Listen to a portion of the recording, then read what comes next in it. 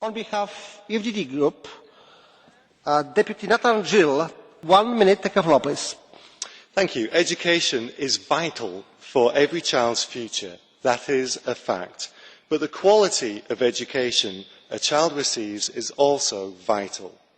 In developing nations, private schools are on the rise due to the failure of governments to provide children with a decent education. In Matra, a slum in Nairobi, 120 private schools now exist, and some can cost as little as $1 a week. This is a fantastic new phenomenon which is happening organically. Incredibly, governments and NGOs are taking the view that private education should be discouraged, whilst in reality it could be the key in providing more and more disadvantaged children with education. Stop giving failing or corrupt governments our money to provide education for children, and encourage the free market and entrepreneurialism in developing nations.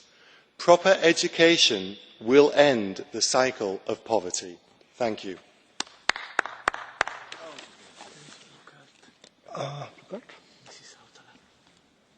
Okay, thank you. Do you accept blue card from Madam Hautala?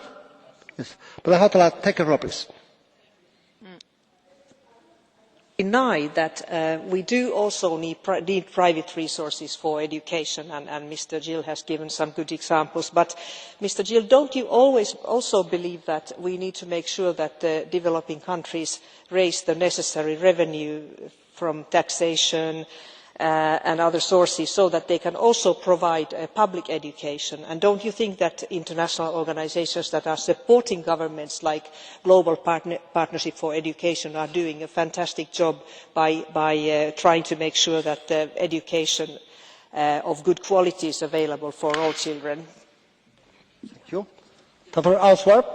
I mean, obviously, it's crucial that economies in third world countries are developed and increased, because that's the way that people will get out of the poverty trap that they are in. And corruption is one of the biggest stumbling blocks to increasing the economies of developing nations.